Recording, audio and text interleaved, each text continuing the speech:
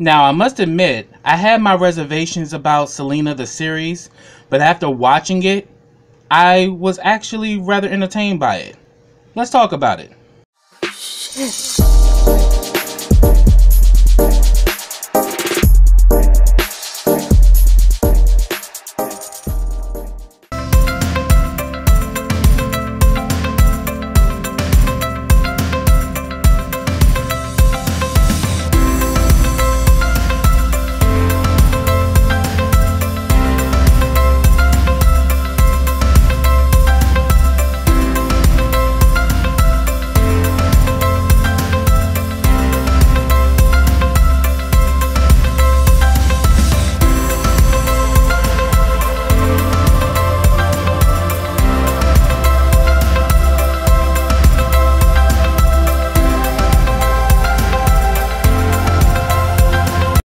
Hey, what's up everybody, and welcome back to KRSTV. This is your boy Kenny.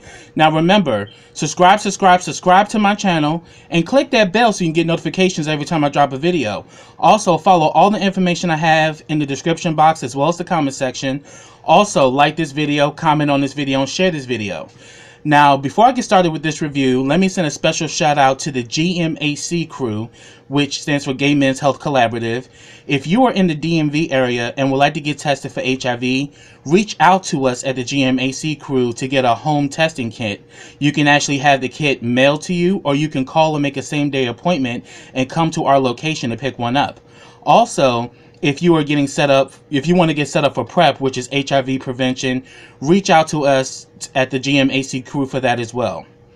Also, if you're a fan of KRSTV and are interested in becoming one of my Black Diamonds, check out my Patreon today, Black Diamonds, because in darkness we still shine. For $3 a month, you get all of my YouTube content as well as specific videos that'll be specifically designed for my Black Diamonds that will not appear on YouTube. So check out my Patreon today. And also check out my YouTube partner BK WorldTube, which is the Black Netflix. You get shows like Love and Hip Hop to RuPaul's Drag Race. So after you watch this review, check out the link in my description box and comment section to go check out BK WorldTube. Now, this is my review of a Netflix series called Selena the series, and this is part 1. I think part 2 will be premiering later on this year.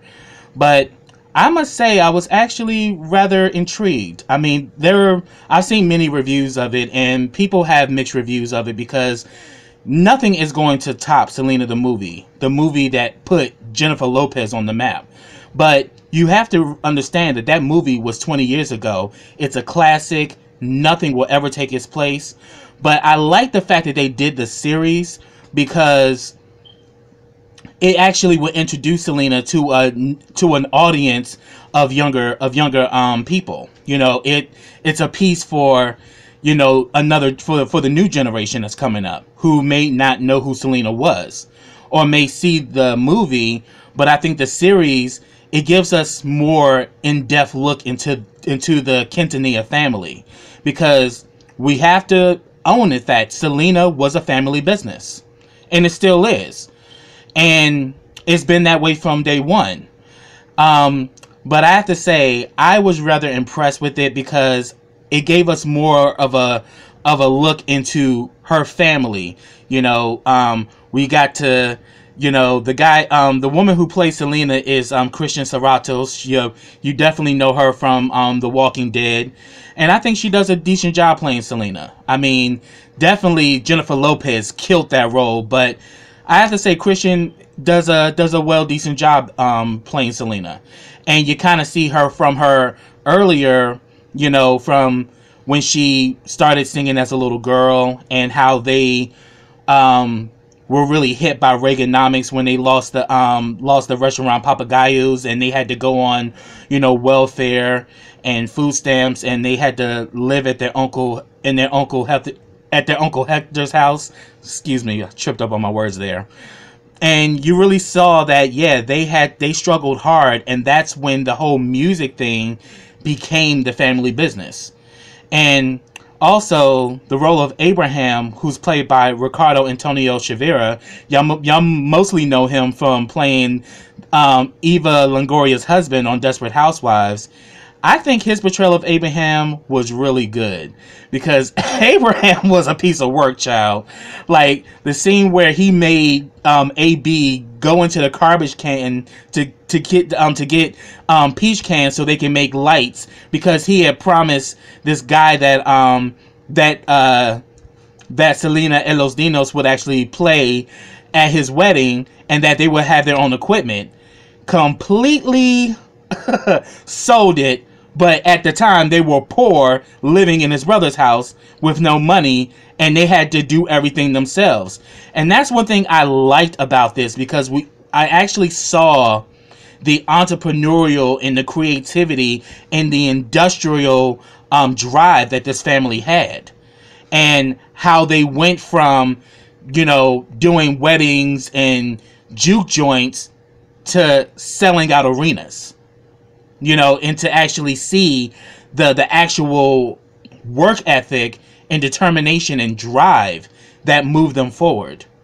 And I really enjoyed it. But that scene when he made AB go into the garbage can to get them peach cans, and then pretty much said, hurry up, I ain't got all night, and walked and got in the car, so AB had no choice but to do it. And then he also had a scene where when they went to go get food stamps, Abraham was so embarrassed, you know, because he's very prideful. But I liked how Marcella was that one person, like when Abraham would go too far, she would check him. And I liked seeing Marcella's character, that she was like the big support of all of them. You know, when Abraham would get too out of sorts, she always knew how to reel him back, and he was wise enough to listen to her. So she was like, look, I know this hurts your pride, but we need these stamps to feed our kids. So let's just feed our family. And then they show the scene where he's in the grocery store with Suzette and AB. He gives them the stamps to say, yeah, go check out and I'll be waiting in the car, and walked away. Like, Abraham had his ways, but even though Abraham, you know, had his way of doing things, he definitely loved his family, and he believed in his daughter because he knew what she had. I mean, I would equate him a little bit like with Freddie Jackson, or how Sissy Houston was with Whitney. You know, when you know your child has a impeccable talent, you know, you're going to drive them, and you're going to drive them, and you're going to drive them until they make it. Because he knew what Selena had at an early age, how she had this perfect pitch and just had this natural born talent. And he was smart enough to manage it and to get it in front of the right people. So Abraham definitely, you know, gets credit for that. And also the role of Marcella is played by C.D. Lopez. I really loved Marcella. Marcella really was the real backbone and real supportive force for the whole entire family. And it was good to see Marcella throughout the years, how she was always, you know, that rock that all of them needed to make all of it possible. And also, the role of AB was played by Gabriel Cheveria. And I remember him when he was in the movie Freedom Writers with Hilary Swank. He did a damn good job playing AB. And I think this was cool because we get to see AB become the songwriter and the producer. And him being the eldest out of the children, Abraham, he was kind of like Abraham's number two. You know, and Abraham was always putting pressure on him. And you know, when it came down to him writing and producing the songs, like there was a scene where the first song that he wrote for Selena y Los Dinos, when it was playing on the radio, he was excited and told Abraham, like, Dad, our song is on the radio. He's like, okay, fine. A lot of artists get a song on the radio. When are you going to get your next one on the radio? And walked away. Like, Abraham always put that pressure on AB. And you see that AB was really struggling a lot.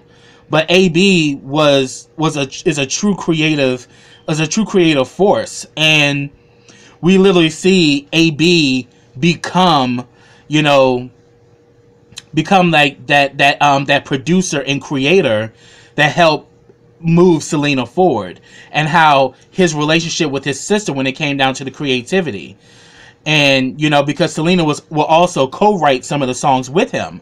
So it was interesting to see how their dynamic was, and how AB became the well-renowned singer and songwriter and band leader that he is, because he was also in charge of finding all the band members too.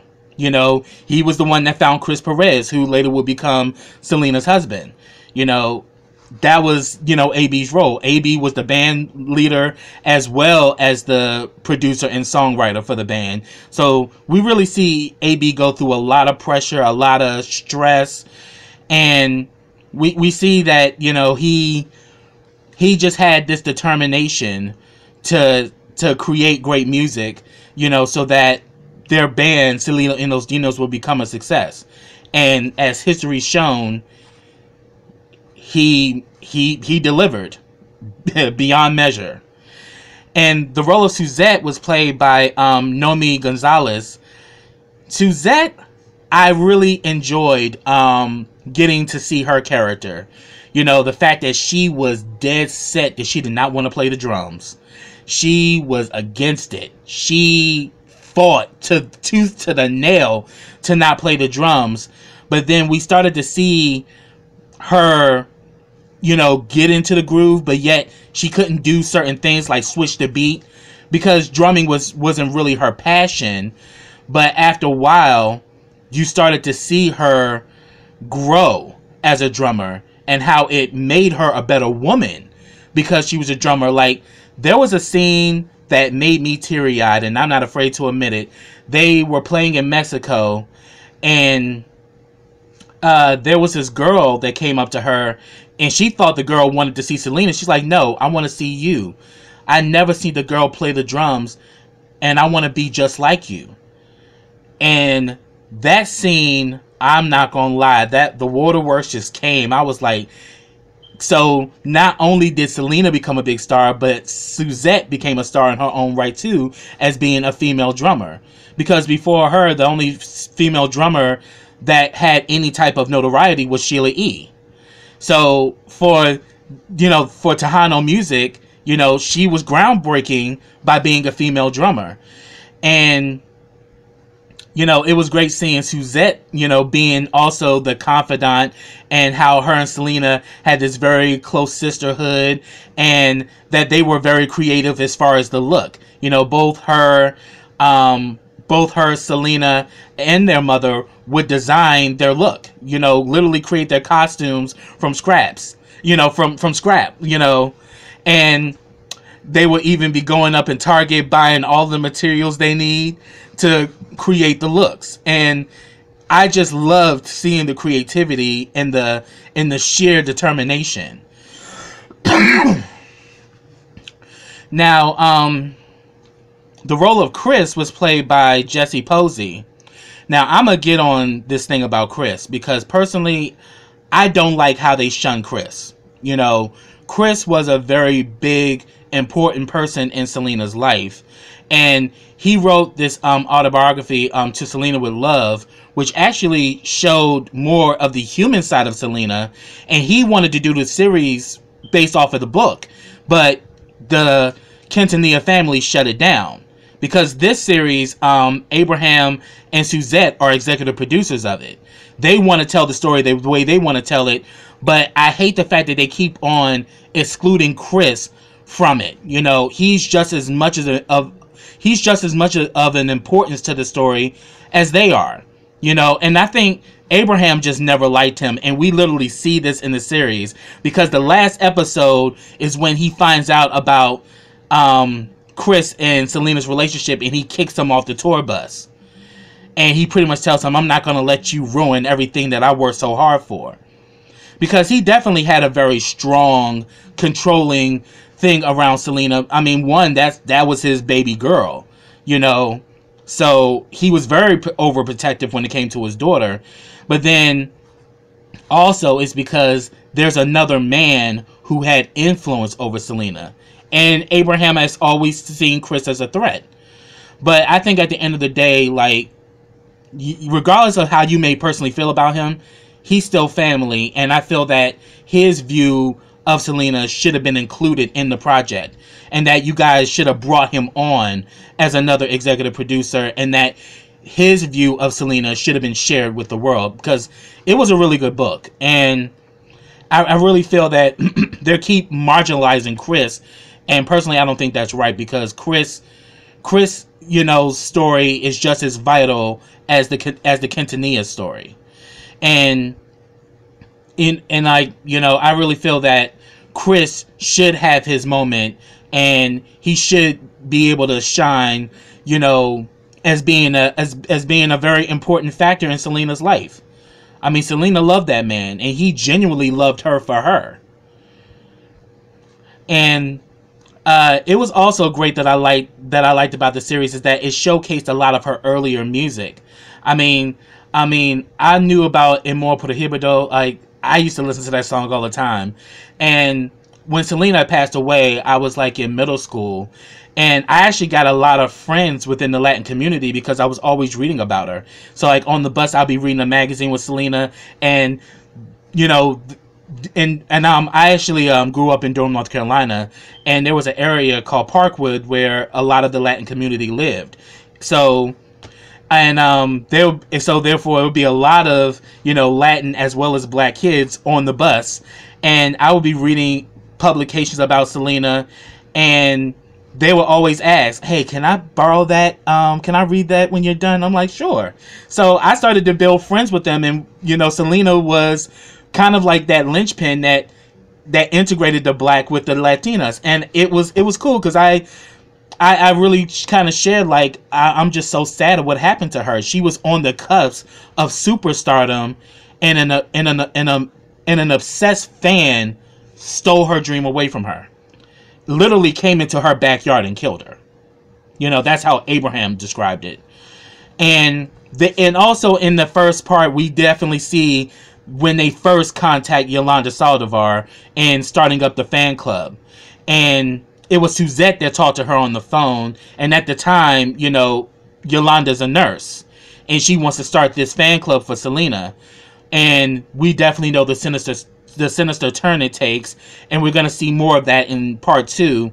And I think part 2 comes out, I think, either March or April of this year. But hands down, I actually enjoyed it. I like the fact that they showcased a lot of her earlier music, and also her winning the Tejano Awards and some of the stuff that they weren't able to show in the movie. But in the series, they were able to give more time to show other aspects of her life, and also the life of the family, and then also Big Bertha. I just got this thing about Big Bertha. Every time like I see Big Bertha, I kind of imagine myself being on that bus with them, touring from city to city, place to place, and how Big Bertha literally was like their home on wheels. But Big Bertha didn't have no air condition, it didn't have no heat, it didn't have any seats. But then when they became successful, the bus began to get remodeled, and it got all those things. But just starting off, Big Bertha was a struggle, but they went through it as a family. So that's what I have, y'all. Get down in those comments and let me know your thoughts about this series, and what do you guys expect in part 2. Definitely like to hear your thoughts. So that's what I have, y'all. Again, if I missed anything, get down in those comments and let me know. So until next time, everybody, take care.